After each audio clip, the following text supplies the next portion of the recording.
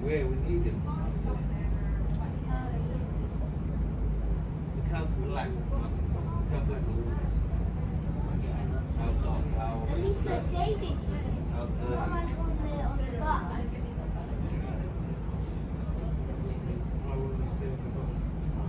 Why are we going through this and not through the middle?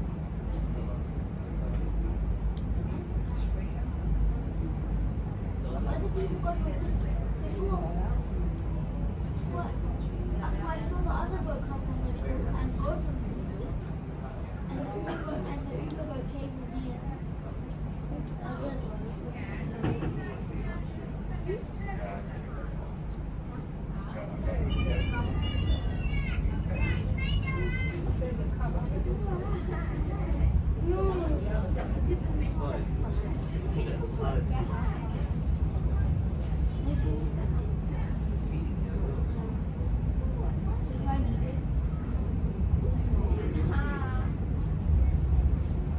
The other boat.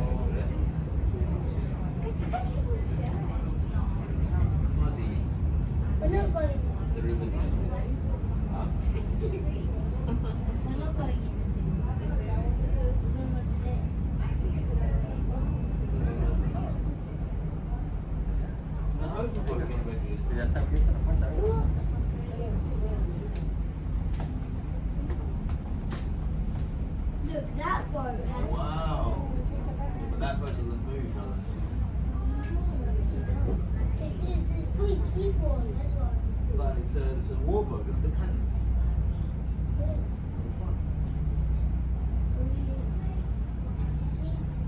Yeah, that needs to open the thing. Yeah, I don't think that moves. Yeah, but it's got the chain. Are we going to run back? It's outside. Because it will rain. No, it's not. There's no one. Oh. Yeah, be in there. Be in there. But that, it would have to open, isn't it? If that were to move, it had to open. Yeah, that's exactly there, yeah.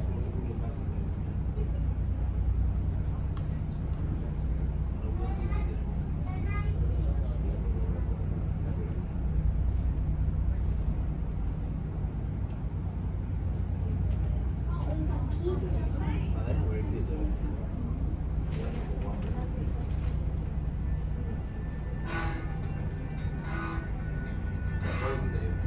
City Cruises welcomes you aboard. For your safety, please listen carefully to the following announcement. Please remain seated while the riverboat is moving. And if you leave your seat, watch your step and hold on to the handrail. We have life rafts and life jackets on board for every passenger, including children's sizes. Emergency exits are clearly marked with international symbols. Please take a moment to locate your nearest exit. In the unlikely event that we need to evacuate the vessel, remain calm and follow the instructions given by the crew. Thank you for your attention. From the River Thames, you have a stunning view of Tower Bridge, a world-famous symbol of London, so famous that it's often mistaken for London Bridge. Tower Bridge is just over 100 years old, but its Gothic style makes it look much older. That's no accident. Tower Bridge was designed to harmonize with a much older landmark. The rectangular stone fortress with a dome turret at each corner. This is the legendary Tower of London, now almost 1,000 years old. I knew there was A huge grey and blue British warship named Daddy, HMS I knew Belfast that was is a permanently moored along the South Bank. During World War II, the Belfast fired its guns to protect the troops landing at D-Day. Today, it's a floating museum with 9 decks open to the public.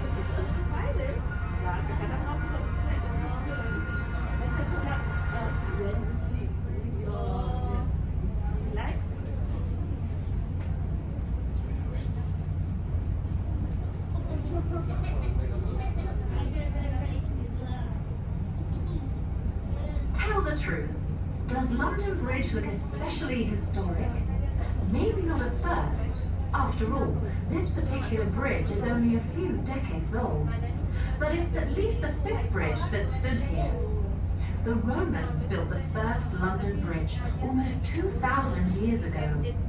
The wooden bridge that stood here in the year 1014 was pulled down by Viking warriors.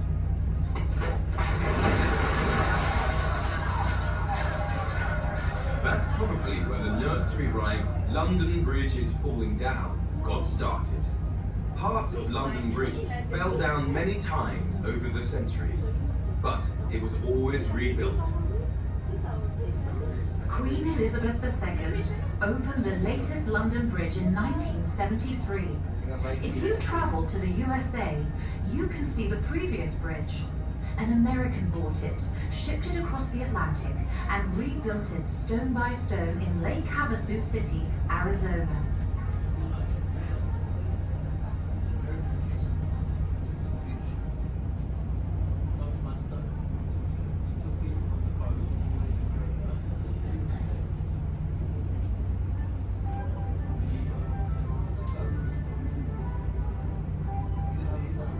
Nestled amongst the modern buildings on the South Bank floats a Tudor galleon painted black with red and gold trim, and 2 crow's nests on its masts.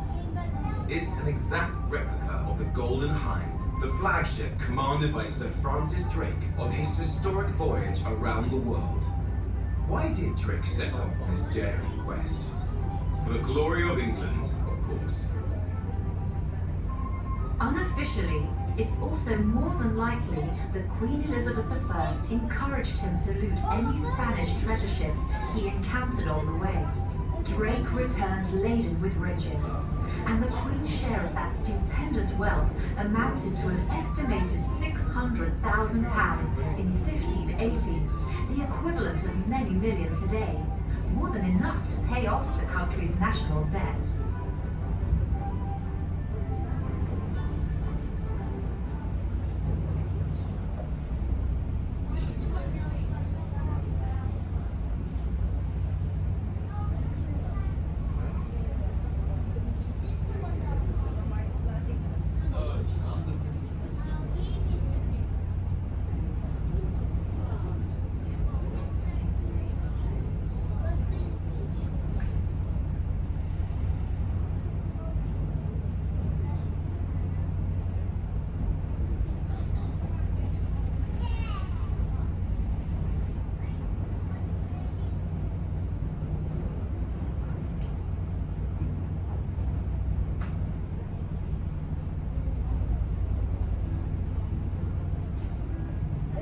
Oh, Romeo, Romeo, wherefore art thou, Romeo? Deny thy father and refuse thy name. Shakespeare's company of players performed Romeo and Juliet and his other plays in a theatre named the Globe. A replica of Shakespeare's Globe now stands on the South Bank, near the site of the original. It's a round building with white plaster walls, exposed oak beams, a thatched roof, and an open yard in the centre. On a stage in that yard, actors perform plays exactly as they were done in Shakespeare's time. Well, not exactly. Did you know Juliet was originally played by a boy? Acting was considered an indecent profession for women, so young men played all the female characters. Wealthy playgoers could afford to sit in covered galleries around the sides of the theatre. Common folk stood in the yard. People didn't bathe often back then, and they had a habit of chewing garlic, which they thought protected them from the plague. Imagine trying to play Hamlet or Lady Macbeth to an audience that, quite frankly, stank. Today, some playgoers still stand in the yard at Shakespeare's Globe. But modern hygiene makes attending plays more pleasant than it was in Shakespeare's day.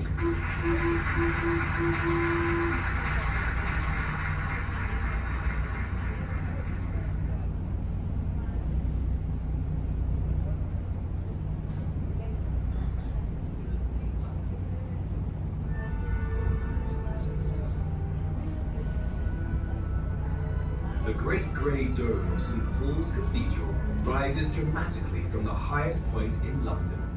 A cathedral dedicated to St. Paul has stood there for over 1,000 years. St. Paul's is an active place of worship in the Church of England, the national church of Great Britain. It's also a popular tourist attraction. From the cathedral floor, you'll have a breathtaking view of the painted inner dome. If you have strong legs, you can climb the stairs leading to the top. Partway up is a circular balcony known as the Whispering Gallery. Ask a friend to stand on the opposite side, then turn to the wall and speak in a whisper. The gallery's acoustics are so perfect that you can hear each other easily. 528 steps up from the cathedral floor, you'll reach the Golden Gallery. It has a glorious 360-degree view of London and the Thames. Your legs may feel like jelly, but trust me, it's worth the climb. In the cathedral's underground crypt, you'll find tombs and monuments commemorating British national heroes like Lord Nelson and the Duke of Wellington. You'll also find the tomb of Sir Christopher Wren, who dedicated 39 years of his life to designing St. Paul's and supervising its construction. His moving epitaph in Latin translates as, "Reader, if you seek his monument, look around you."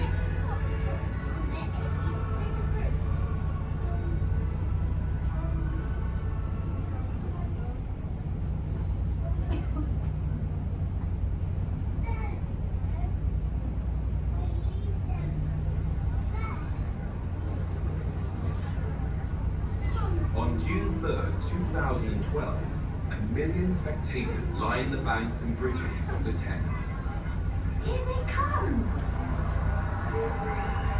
Everyone in London seemed to be there, waving the British flag as more than 600 boats of every type floated past, from giant battleships to tiny sculls, including the entire City Cruises fleet.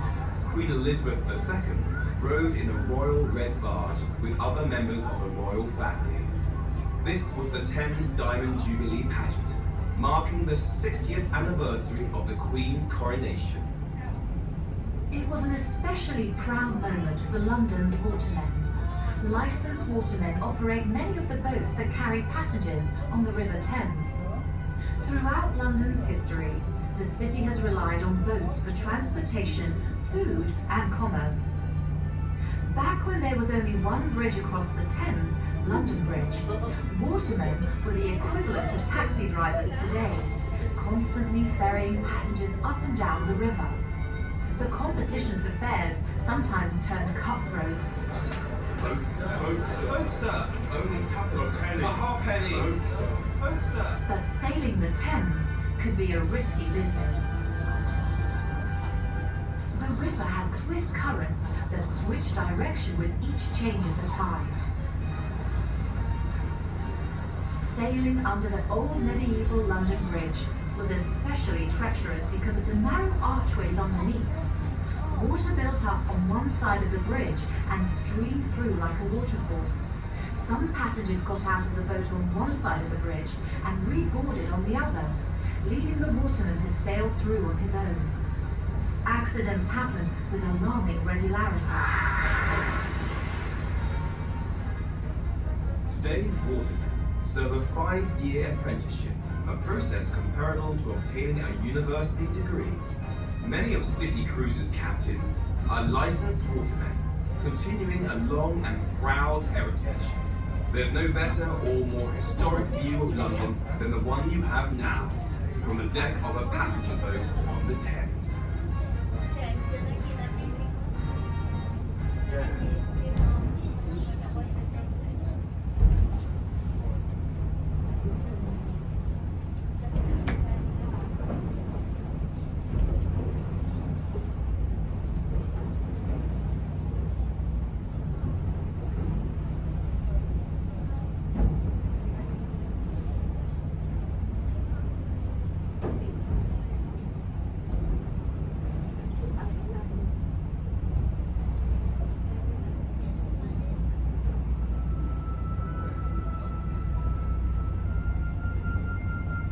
As we sail through central London, you may see a row of green sculpted metal lions' heads along Victoria Embankment on the North Shore.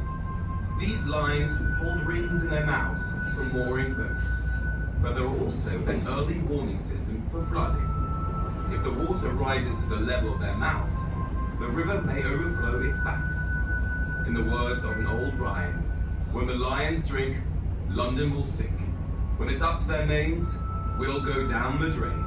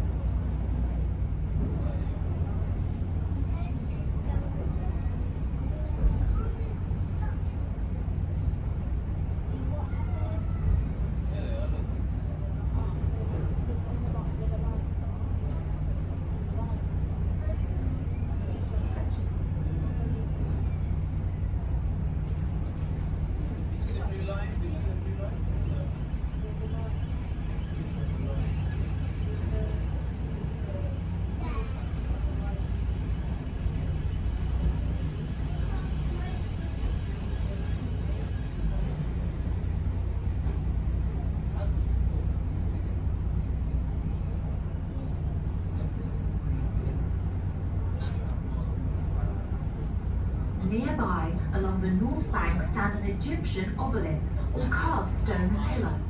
It's called Cleopatra's Needle, one of a pair of obelisks carved more than 3,000 years ago, long before the time of Cleopatra. The other Cleopatra's Needle is in New York City's Central Park. What's an ancient Egyptian monument doing in London? Good question. Egypt gave it to Britain in 1798 after Lord Nelson defeated Napoleon in the Battle of the Nile. 6 sailors lost their lives transporting this 180-ton granite slab to London when the vessel carrying it capsized. Cleopatra's Needle now stands between 2 guardian sphinxes that face the obelisk. If they're guarding it, shouldn't they face outward, watching for danger? Yes, but Queen Victoria supposedly liked them facing in. One sphinx was damaged during World War I, the second disaster to strike this monument in modern times. Some believe it's haunted by an ancient Egyptian curse. They say that at night, you can hear mocking laughter coming from Cleopatra's Needle.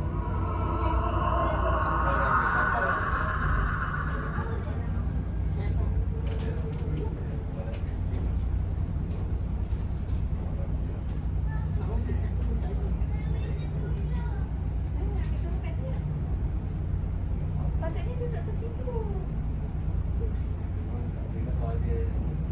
Tak, ini tepi tu. Yang mesti tak ada air-air ni.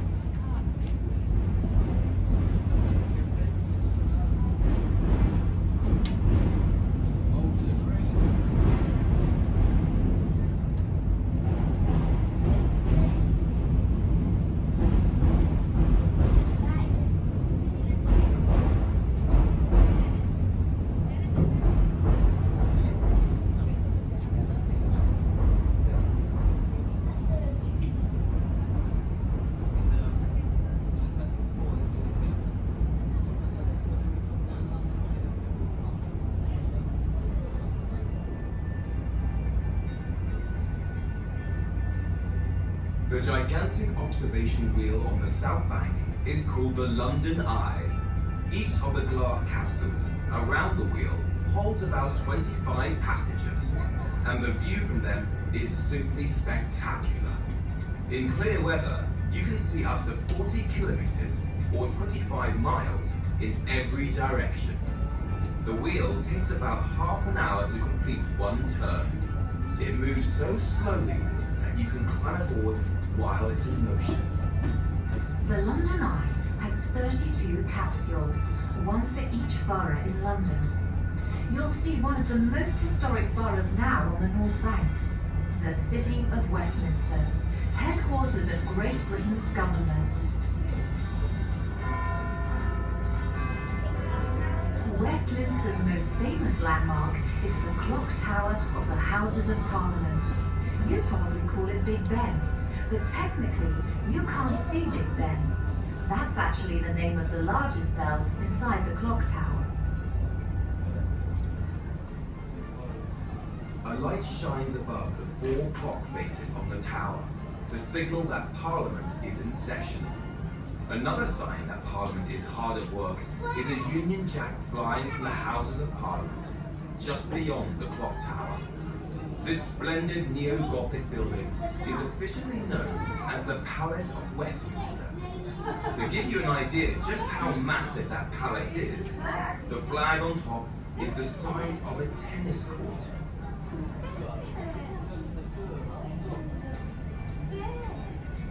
We're approaching our next stop at Westminster Pier.